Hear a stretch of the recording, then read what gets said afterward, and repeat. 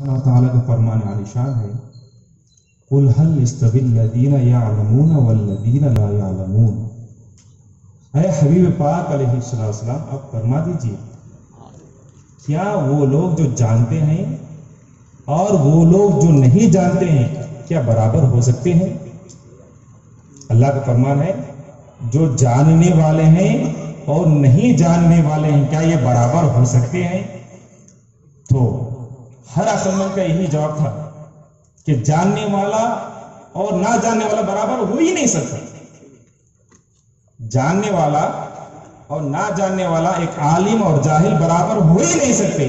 تو قربان جائیے کتنا ایک لطیف نقطہ یاد آ رہا ہے، جب جاننے والا اور نہ جاننے والا برابر نہیں ہو سکتا تو اللہ اکبر، جو پورے کتاب کا معلم ہے، معلم کتاب والحکمہ ہے، وہ ہمارے آقا علیہ السلام ہے، ان کے جیسا کوئی عالم ہو ہی نہیں سکتا، کیونکہ پورے کتاب کے اور حکمت کے، اور وہ کون سے عالم؟ جس کو خدا عالم کہے وہ عالم، جس کو خدا معلم کہے وہ معلم، ان کے برابر کون ہو سکتا ہے؟ محترم حاضرین، آج کل لوگ تھوڑے علم آتے ہی سمجھتے ہیں۔ تو میں ایک جس طرح یہ اللہ تعالیٰ نے ایک سوال کیا ہے کہ جاننے والے اور نہ جاننے والے برابر ہو سکتے ہیں، تو کسی کا جواب رہے گا کہ ہر ایک کا ہی جواب ہے کہ نہیں ہو سکتے۔ تو اگر میں ایسا سوال آج کر یہ الفاظ میں اگر ڈال دوں گا تو آپ سماعت فرماتے چلیں کہ کم جاننے والا اور زیادہ جاننے والا برابر ہو سکتے ہیں؟ ہر ایک کا جواب ہے گا نہیں۔ تو محترم حاضرین، کم جاننے والا برابر جاننے والا ہو سکتے ہیں، عالم اور مفتی برابر ہو سکتے ہیں، مفتی اعظم برابر ہو سکتے ہیں، تو ہر ایک کا جواب یہی ہوتا ہے کہ نہیں نہیں۔ تو محترم حاضرین، ہم عقل کے اندھوں کو کیا کہیں؟ ہم عقل کے اندھوں کو کیا کہیں کہ جو برابری کا دعویٰ کر بیٹھے ہیں؟ اللہ اکبر، یہ کیسی عقل مندی ہے، یہ کیسی الٹی پڑھائی ہے، یہ کیسی الٹی تعلیم ہے، جو کچھ سمجھ میں نہیں آتا۔ اللہ کا فرمان عالیشان ہے، اور ایک جگہ اللہ تعالیٰ فرماتا ہے قُلْ هَلْ يَسْتَوِي الْأَعْمَى وَالْبَصِيرُ، کیا اندھا اور دیکھنے والا برابر ہو سکتا ہے؟ قرآن پڑھے ہیں لیکن معلوم ہوتا ہے قُلْ هَلْ يَسْتَوِي الْأَعْمَى وَالْبَصِيرُ، کیا اندھا اور دیکھنے والا برابر ہو سکتا ہے؟ اللہ اکبر۔ تو محترم حاضرین، برابری کا دعویٰ کرنے والے کبھی قرآن کو پڑھ کو تو صحیح دیکھیں۔ تو محترم حاضرین، صحیح تعلیم یہ اللہ تعالیٰ کی طرف سے بہت بڑی نعمت ہے۔ علم کے بارے میں اگر کہا جائے تو بہت سے احادیث کریمہ ہیں۔ آج میں ایک حدیث پاک آپ کے گوشے گزار کرنا چاہتا ہوں۔ ویسے تو آپ کے کانوں نے یہ حدیث پاک بہت بار سنا ہوگا کہ نبی پاک علیہ السلام ارشاد فرماتے ہیں انا مدینۃ العلم وعلی بابها، میں علم کا شہر ہوں، علی اس کے دروازے۔ اب دیکھیں گے دروازے کیا ہے، کیسا ہے، تو پتہ یہ چل رہا ہے علی والا جو ہوگا دروازہ اس کا ہوگا، اور جو علی والا ہوگا اس کا جو دروازہ ہوگا تو شہر میں داخلہ ہوگا، اور اگر کوئی شہر میں داخلہ ہو جائے گا تو وہ کامیاب ہو جائے گا۔ اگر کوئی علی والا نہ ہوگا تو کبھی وہ دروازے کے پاس ہی نہیں جا سکتا ہے، دروازے کے پاس ہی جا ہی نہیں سکتا۔ کیوں؟ کیونکہ علی اصل ایمان ہے، علی اصل ایمان ہے۔ کیونکہ نبی ابھی میرے سے بیشتر مختلف فرما رہے تھے علی سے محبت ایمان ہے، علی کا بغض نفاق ہے۔ تو جنت میں جانے کے لیے پہلی شرط کیا ہونا ہے؟ ایمان ہونا۔ تو محترم حاضرین، تو نبی پاک علیہ السلام فرماتے میں علم کا شہر ہوں، علی اس کے دروازے ہیں۔ محترم حاضرین، بہت ہی خوش نصیب ہے وہ حضرات جو ہمارے علماء کرام مشائخ اعظام کے ہاتھ میں سرٹیفکیٹ لیے ہیں اور اس 40 دن کے کورس کو الحمدللہ یہاں پر آ کر تعلیم حاصل کیے ہیں۔ تو محترم حاضرین، میں اکثر تاڑ پتری والے حضرات سے میں یہی کہتا ہوں کہ دیکھیں حضرت یاسین ولی سرکار کا خاندان تاڑ پتری والوں کے لیے امان ہے۔ میرے کوئی بڑی بات نہیں کر رہا ہوں میں، بلکہ حدیث شریف کا خلاصہ بتلا رہا ہوں، حدیث شریف کا خلاصہ بتلا رہا ہوں۔ جو کوئی حضرات یاسین ولی سرکار کی چوکھٹ سے اپنی نسبت کو مضبوط رکھے گا تو میں دعوے کے ساتھ کہتا ہوں کہ وہ چوکھٹ کی نسبت آپ کو جنت تک لے جائے گی۔ انہیں کے خاندان میں ایک مولوی یاسین پیرا صاحب تھے، آپ تمام حضرت بڑے حضرت جانتے ہوں گے، وہ زمانے میں علی گڑھ یونیورسٹی جا کر تعلیم حاصل کی۔ اور ایک بات آپ کو بتا چلوں، کاش آپ کو نہیں معلوم ہوگی شاید، آج جو ہمارے صدر جلسہ بیٹھے ہیں حضرت سید شاہ عبدالحی قادری صاحب، آپ کا نام عبدالحی کیوں رکھا گیا معلوم آپ کو؟ اس لیے کہ یہی تاڑپتری میں ایک عبدالحی کہنے والے بہت بڑے عالم دین تھے، اتنے بڑے عالم دین تھے، ان کا ڈنکا پورے دکن میں بستا تھا، کئی کتابوں کے آپ مصنف بھی تھے۔ تو آپ کے والد گرامی ان کے نام کی نسبت سے کہ میرا بیٹا جس طرح مولانا عبدالحی ہے میرا بیٹا بھی عبدالحی بن جائے۔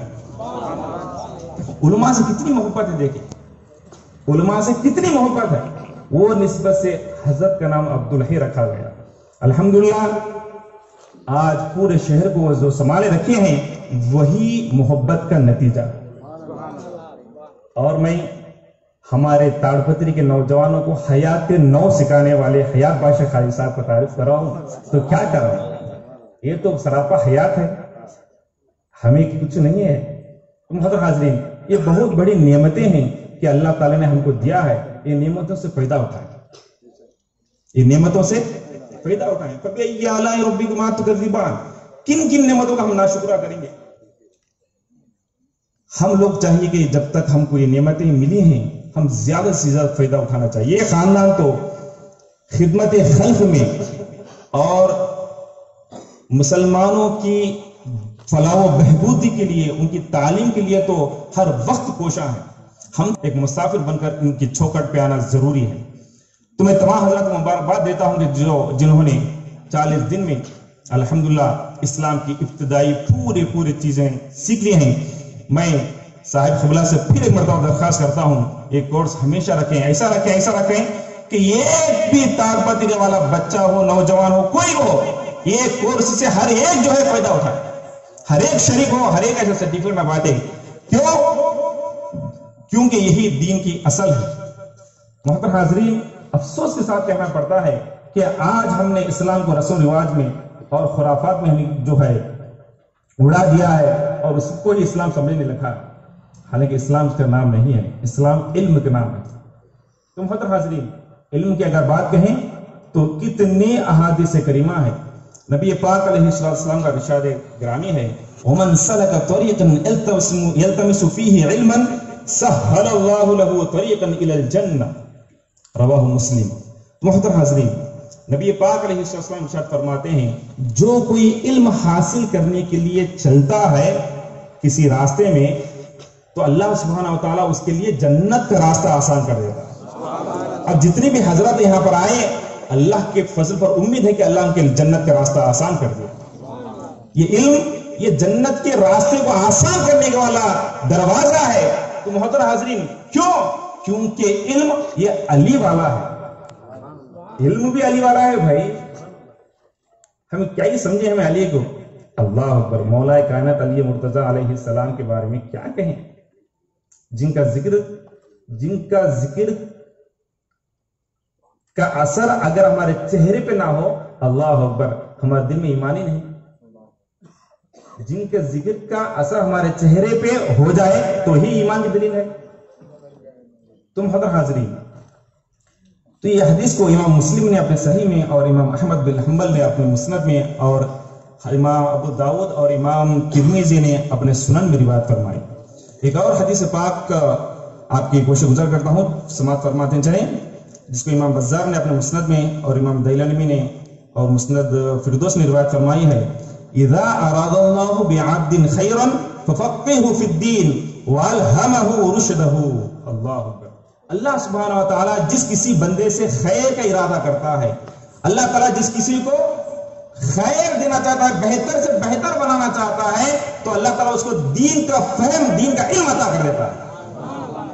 اب جتنے بھی حضرات یہاں پر آئے، یہ ایسا ہی نہیں آئے، بلکہ اللہ نے ان سے خیر کا ارادہ فرمایا ہے، بہتر کا ارادہ فرمایا ہے، تو اللہ نے ان کو توفیق دے دی کہ لوگوں، یہ بچوں، اے نوجوانوں، تم سیدنا بابا فخر الدین حسینی سہراوردی رحمت اللہ علیہ کے مدرسے کو آ جاؤ، روزانہ آ کر 40 دن پوسٹ کرو کہ میں نے تم سے بھلائی کا ارادہ کر دیا ہے، تو تم کو یہ توفیق دی دی ہے کہ تم نے آ کر میرے دین کے علم کو سیکھ لو۔ تو سیکھنے تو کیا ہوگا؟ فَأَلْهَمَهُ رُشْدَهُ، کہ اللہ سبحانہ وتعالیٰ ان کو اپنی ہدایت الہام کر دے گا۔ تو محترم حاضرین، کیا کیا خصوصیتیں دیکھتے چلیں۔ یہ علم حاصل کرنا، نبی پاک علیہ السلام کی ایک اور حدیث شریف یاد آتی ہے کہ نبی پاک علیہ السلام فرماتے ہیں کن عالما او متعلما او سامعا ولا تکن رابعا، کہ لوگوں تم علم سکھانے والے ہو جاؤ یا سیکھنے والے ہو جاؤ یا علم کی باتیں سننے والے ہو جاؤ، ان تینوں کے علاوہ چوتھی مت ہو جاؤ۔ اللہ اکبر۔ محترم حاضرین، ہماری ساری زندگی علم سیکھنے والے میں تو ہونا، علم سکھانے والے میں ہونا یا علم کی باتیں سننے والے میں ہونا، اس کے علاوہ جہالت زندگی نہیں ہونا۔ تو محترم حاضرین، اور بچ رہے، نبی پاک علیہ السلام ارشاد فرماتے ہیں ما من خارج خرج من بیتہ فی طلب العلم الا وضعت له الملائکۃ اجنحتها رضا بما يضع۔ اللہ اکبر۔ کہ نبی پاک علیہ السلام ارشاد فرماتے ہیں جو کوئی بندہ اپنے گھر سے نکلے اس ارادے کے ساتھ کہ میں علم حاصل کروں، تو اللہ کے فرشتے اس کے لیے اپنے بازوؤں کو اپنے پروں کو بچھا دیتے ہیں، ریون لیوا ہو کہ اس سے راضی ہو جاتے ہیں، اسے خوش ہو کر اپنے پر بچھا دیتے ہیں۔ اللہ اکبر۔ تو محترم حاضرین، یہ پر بچھانا کیا ہے؟ اگر ہم کہیں کون بچھانے والے کون بھائی؟ گھر میں گئے تو ہم کو ہماری حالت ہمیں معلوم ہے، بولنا ایسی حالت ہے، لیکن جیسا ہی ہم علم کا ارادہ کرتے تو فرشتے ہمارے خادم بن جا رہے۔ کیوں؟ کیونکہ ایک مقابلہ ہوا تھا، کس میں؟ ہمارے میں اور فرشتوں میں۔ اللہ اکبر۔ ہمارے والد گرامی سیدنا آدم علیہ السلام اور فرشتوں کے بارے میں ایک مناظرہ، ایک مقابلہ، آدم ورسس فرشتے ہوئے تھے، تو اس میں کون جیتے تھے معلوم؟ وَعَلَّمَ آدَمَ الْأَسْمَاءَ كُلَّهَا ثُمَّ عَرَضَهُمْ عَلَى الْمَلَائِكَةِ فَقَالَ أَنبِئُونِي۔ کیا قرآن ہے، کیا ہے، دیکھیں آدم اور فرشتے جب مقابلہ ہوا تو آدم جیت گئے۔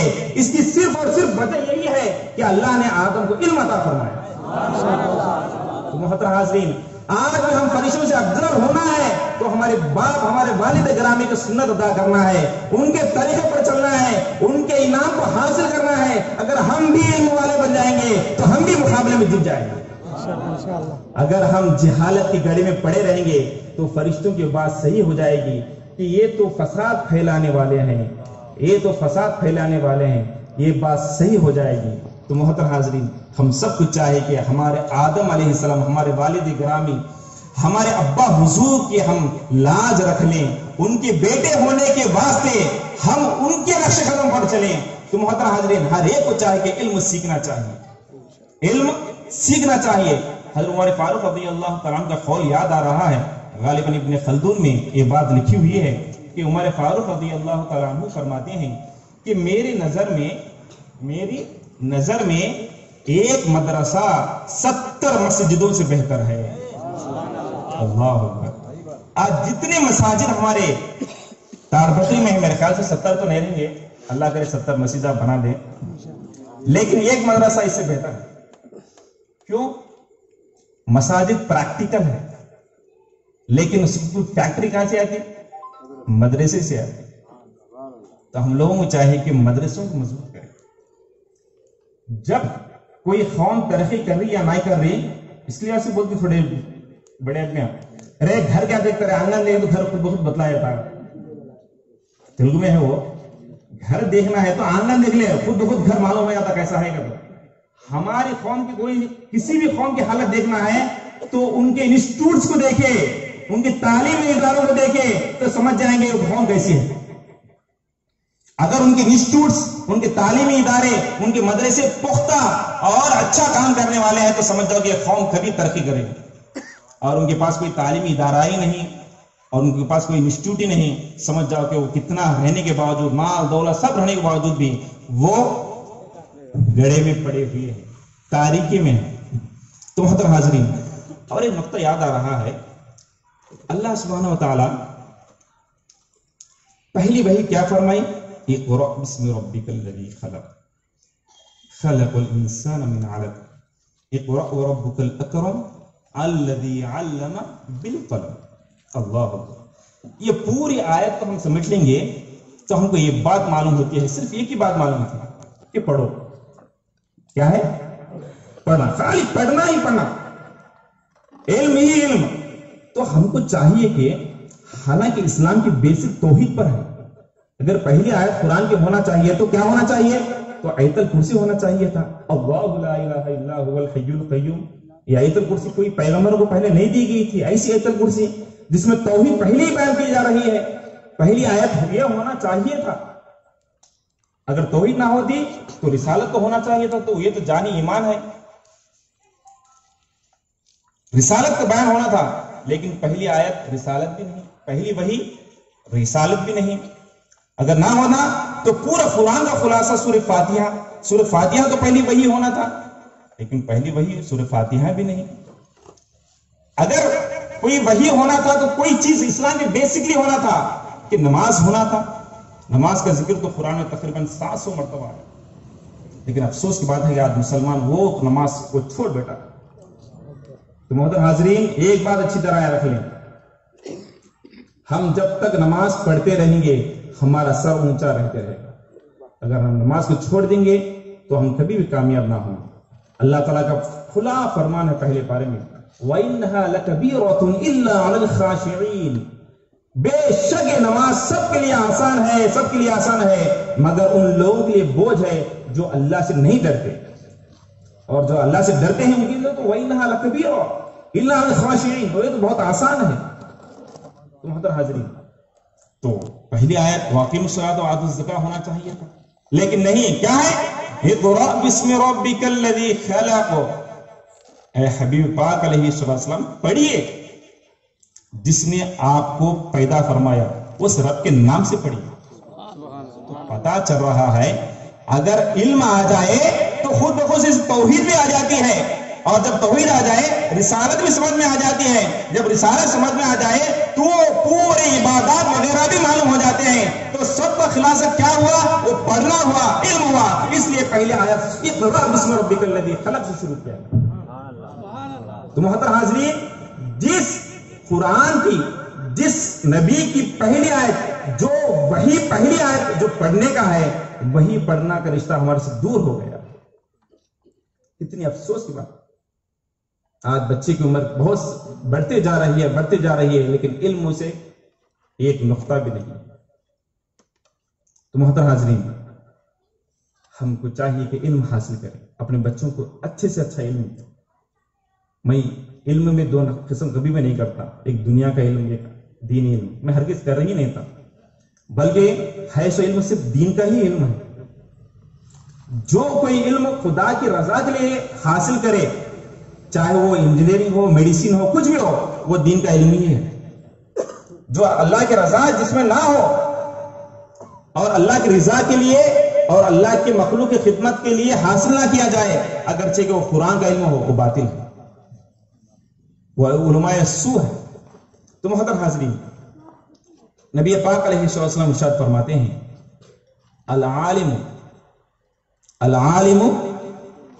افضل من الف عابدین. اللہ، ایک عالم، ایک جاننے والا 1000 عبادت گزاروں سے بہتر ہے. کون عبادت گزار؟ ایک پڑھا لکھا آدمی ہے، ایک عالم ہے، اور ایک تہجد گزار ہے.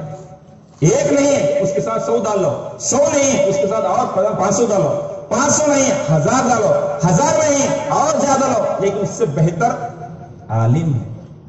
تہجد سے زیادہ علم حاصل کرنے والا افضل ہے. یہ میں نہیں، بلکہ نبی پاک علیہ السلام کی زبان کہہ رہی ہے. حبیب پاک علیہ السلام علیہ ارشاد فرماتے ہیں اور جگہ کہ ایک عالم کی فضیلت اس طرح ہے جس طرح کفضلی علی ادناکم، کہ جس طرح میری فضیلت تمہارے کم تر لوگ پر ہے. تو محترم حاضرین، ہم کو چاہے کہ علم حاصل کریں. ایک بات اچھی طرح ایک واقعہ ذہن میں آ رہا ہے کہ دیکھیں اتنا عبادت گزار ہے، 5 وقت نماز پڑھ رہا ہے، تہجد پڑھ رہا ہے، سب پڑھ رہا ہے، لیکن وہ ایک جاننے والے کے برابر نہیں ہو سکتا. کیوں نہیں بھائی؟ اسی طرح ایک مسجد تھی، مسجد کے باہر ایک جنے سوچ لیے تھے ٹھہری ہیں دہلیز کے پاس. کون بات سوچ لے ٹھہریں گے؟ تو ایک بزرگ جا رہے تھے، دیکھے تو ہمارا دشمن شیطان تھا. کیا تھا؟ شیطان. ارے کیا ہے تو یہاں ہے، تیرے منہ میں مٹی پڑے، یہاں کہیں کہہ رہے تو خاموش بیٹھو، نماز پڑھ رہا ہے. ہاں، مسجد کے اندر ایک جنا نماز پڑھ رہا تھا. نماز پڑھ رہے تھے، لڈو ملے جیسا نہ رہے جا بھٹکا تو اسے. تو پیدا ہوا جس کے واسطے، تو لعنتی ہوا ہے اس کے واسطے، تو جہنم کے ایندھن بنا ہے اس کے واسطے، تو جا بھٹکا. بولے کہ میں اتنا بیوقوف بھی نہ ہوں. بولے کیوں؟ کیونکہ بازو ایک آدمی سویا ہوا ہے. کیا ہوا ہے؟ سویا ہوا ہے نا. سوئے والے سے ڈرتا کیا تو؟ ہو بھائی، سونے والا ایسا ویسا آدمی نہیں ہے، عالم ہے. عالم ہے. اگر میں اسے بھٹکا دوں گا، اسے وسوسے ڈال کر نماز سے پراگندہ کر دوں گا، تو فوری وہ عالم کو اٹھا کر پوچھ لے گا ایسا کرنے سے نماز ہوئی یا نہیں ہوئی بول کے. اللہ اکبر. ایسا پڑھے تو نماز ہوئی نہیں ہوئی گی تو پوچھ لیں گا. جب پوچھ لیا تو اس کی نماز صحیح ہو جاتی، کبھی وہ غلطی کرتا ہی نہیں. تو اللہ اکبر. اور ایک بات بھی ہے. کیا بھائی؟ کیونکہ ان کے نبی کیا فرمائے کہ ایک مسئلہ سیکھنا 100 رکعتوں سے افضل ہے. اگر وہ نماز بھی صحیح ہو جاتی، اس کی نماز کا 100 مل جاتا. مسئلہ اگر معلوم ہو گیا تو 100 رکعت ایکسٹرا بھی. اما اتنا بمپر آفر میں جانے دیتا نہیں اسے. تو پتہ یہ چلا کہ شیطان جو ہے ایک عالم سے ڈر رہا ہے. کون سے عالم سے؟ سوئے ہوئے عالم سے. کتنی بڑی فضیلت بھائی. ایسی فضیلت ملتی کیا؟ اللہ تعالیٰ فری میں دے رہا ہے. آ کے رات میں پڑھ لو بھائی. گھر ہمارے لوگ فونوں میں انوں میں کیا ہے، ہمیں یوٹیوب میں پڑھ لیتے ہیں حافظ صاحب، ہمیں گوگل میں پڑھ لیتے ہیں. ہم گوگل صاحب پڑھاتے ہیں، گوگل حضرت پڑھاتے ہیں. گوگل نے گوگلے ہو ہے نہیں. اس سے تعلیم نہیں آتی بھائی. تعلیم کیسا آتی؟ استاد شاگردی سے آتی. جس طرح نے نبی پاک علیہ السلام نے اپنے صحابہ کو سکھایا، وہی طریقہ صحیح ہے. یہ پورے طریقہ جتنی بھی ہے یہ صرف ہاضمونہ کے گولے ہیں. چپ ٹائم کے واسطے استعمال کر لینا، باقی ٹائم پہ نہیں ہو.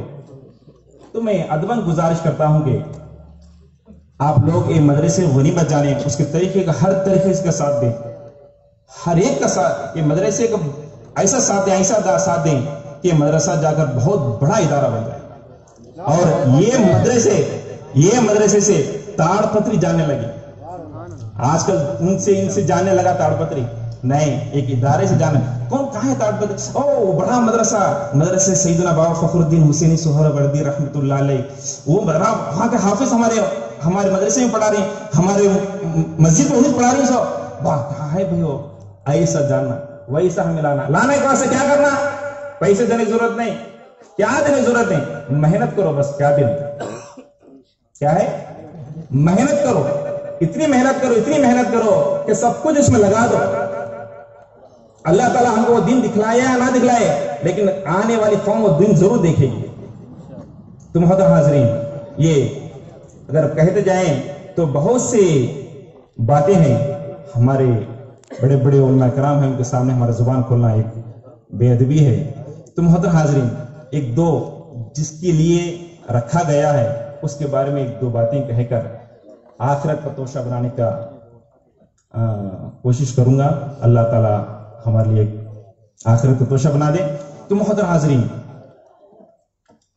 حبیب پاک علیہ السلام فرماتے ہیں اذکرکم اللہ فی اہل بیتی، اذکرکم اللہ فی اہل بیتی، اذکرکم اللہ فی اہل بیتی. اے لوگوں، میں میرے اہل بیت میرے خاندان والوں کے بارے میں تم کو اللہ کی یاد دلاتا ہوں، میں تم کو اللہ کی یاد دلاتا ہوں، میں تم کو اللہ کی یاد دلاتا ہوں۔ میں آج وہی باتیں آپ کے سامنے دہراتا ہوں کہ لوگوں، حبیب پاک علیہ السلام کے خاندان کے بارے میں اللہ کو یاد کرو، اللہ کو یاد کرو، اللہ کو یاد کرو۔ امام حاکم اپنے مستدرک میں روایت فرماتے ہیں، جب کبھی انسان اہل بیت سے بغض رکھے گا تو اللہ تعالیٰ کے اندر اختلافات ڈال دے گا، اختلاف ڈال دے گا اور وہ بکھرے ہو جائیں گے۔ افسوس کے ساتھ کہنا پڑ رہا ہے کہ نبی پاک علیہ السلام ہم سب کو امت بنا کر گئے تھے، آج ہم فرقوں میں بڑھتے جا رہے ہیں، تیرا یہ گروپ، میرا وہ گروپ، تو ان۔ اللہ اکبر! اے لوگوں، خدا کے واسطے ایک ہو جاؤ۔ حبیب پاک علیہ السلام کل قیامت کے دن پوچھیں گے کہ میں تم کو تو امت بنا کر آئے تھے اور تم اپنے اپنے فرقوں کے نام سے جانے لگے، تو ہم کیا جواب دیں؟ میں تم کو کہا تھا انی تارکم فیکم امرین، میں تمہیں تو بھاری چیزیں چھوڑے جا رہا ہوں۔ وَإِنْ أَخَذْتُمْ لَن تَضِلُّوا، اگر تم اسے مضبوط سے تھامے رکھو گے تو تم کبھی بھی گمراہ نہیں ہوگے۔ لن تضلوا، ہرگز گمراہ نہیں ہوگے۔ وہ کیا ہے؟ کتاب اللہ، وہ قرآن کریم ہے۔ وَعِتْرَتِي أَهْلِ بَيْتِي، وہ میرا خاندان، میرا اہل بیت ہے، میرا گھرانہ ہے۔ تو محترم حاضرین، اگر یہ دو چیزوں کو ہم مضبوط سے تھامے رکھیں گے تو آج ہمیں فرقوں میں بٹنے کی نوبت نہیں آتی، آج ہم یہ جماعتوں میں بٹنے کی نوبت نہیں آتی۔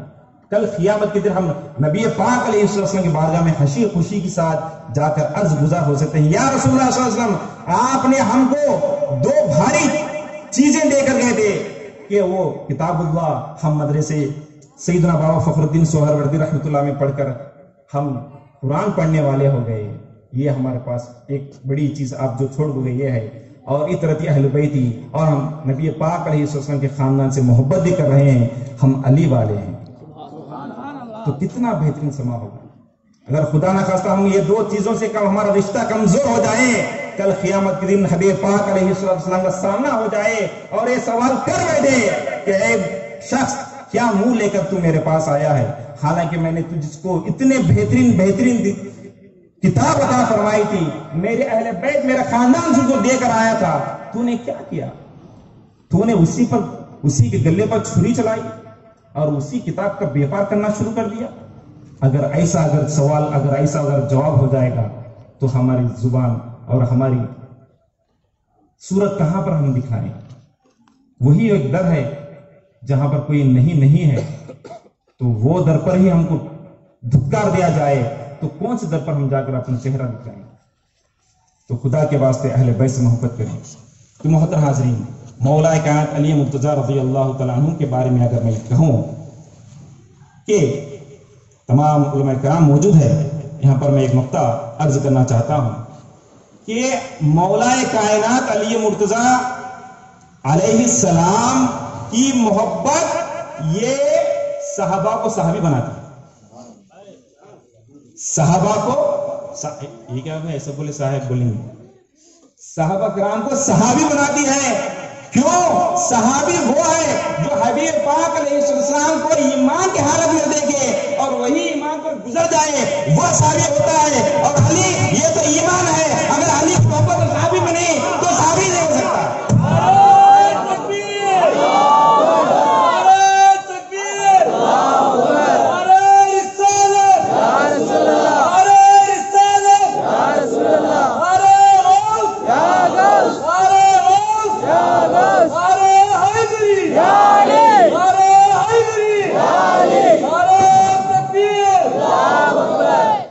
تو محترم حاضرین، علی کی محبت صحابی کو صحابی بناتی ہے۔ اگر کسی کے دل میں علی سے محبت نہ ہو، وہ صحابی تو کیا ایمان والا ہی بن سکتا؟ تو پتہ یہ چل رہا ہے علی یہ کوئی معمولی ذات نہیں ہے۔ اگر ایک کہوں میں لفظ میں سمجھ لوں، اللہ سبحانہ وتعالیٰ تمام اوصاف کا حقدار ہے، تمام تعریفوں کا حقدار ہے، اور حبیب پاک علیہ السلام تمام اوصاف کے، تمام تعریفوں کا حقدار ہے، سوائے عبودیت کے، سوائے عبادت کے تمام چیزوں کے سزاوار ہے حبیب پاک علیہ السلام. اسی طرح مولا کائنات تمام اوصاف کے حقدار ہے سوائے رسالت کے. تمام خوبیاں نبی پاک حضرت مولا کائنات کے اندر موجود ہے. تو محترم حاضرین، اور ایک بات ذہن میں آ رہی ہے کہ کئی حضرات کہتے ہیں کہ حضرت علی رضی اللہ تعالیٰ عنہ اور حضرت ابوبکر صدیق رضی اللہ تعالیٰ عنہ، بی بی خدیجہ رضی اللہ تعالیٰ عنہ، حضرت زید بن ثابت رضی اللہ تعالیٰ عنہ، یہ پہلے ایمان لائے.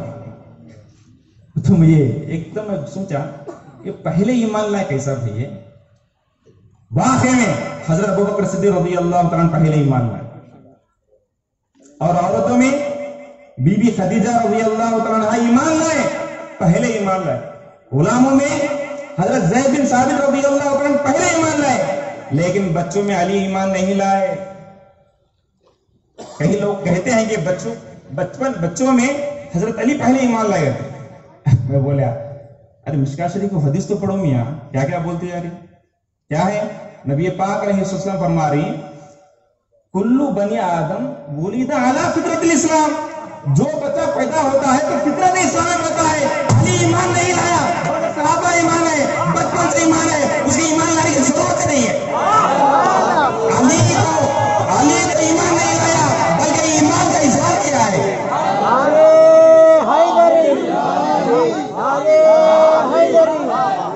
تو علی ایمان نہیں لائے بلکہ ایمان کا اظہار کرنا. ایمان لائے کیا ہے بھائی؟ پہلا ایمان اللہ کیا مطلب یہ سمجھ نہیں آتا. تو یہ تو علی تو ایمان کو اظہار کیا ہے کہ نبی پاک علیہ السلام پیر کے دن اعلان نبوت فرمائے اور مولا کائنات منگل کے دن نبی پاک علیہ السلام کے پیچھے اختتام نماز ادا فرمائے. اور ہم کہتے جا رہے ہیں ایسا ہے ویسا ہے. ارے چھوٹی زبان کیسا رہنا، بڑے بڑے باتیں نہیں کرنا میاں. کیا ہوا مطلب؟ تو محترم حاضرین، یہ مولا کائنات علی مرتضیٰ رضی اللہ تعالیٰ کی شان کے بارے میں کیا کہیں. کچھ باتیں تھیں، وقت تو بہت ہو گیا ہے. میں ہمارے علماء کرام سے معافی چاہتا ہوں کہ آپ کی بغیر اجازت کے ہم نے وقت زیادہ لے لیا. اللہ سے دعا ہے اللہ سبحانہ ہم سب کو کہنے اور سننے سے زیادہ عمل کرنے توفیق عطا فرمائے. وصلی اللہ تعالی وسلم علی خیر خلقہ سیدنا محمد وعلی آلہ وصحبہ اجمعین والحمد للہ.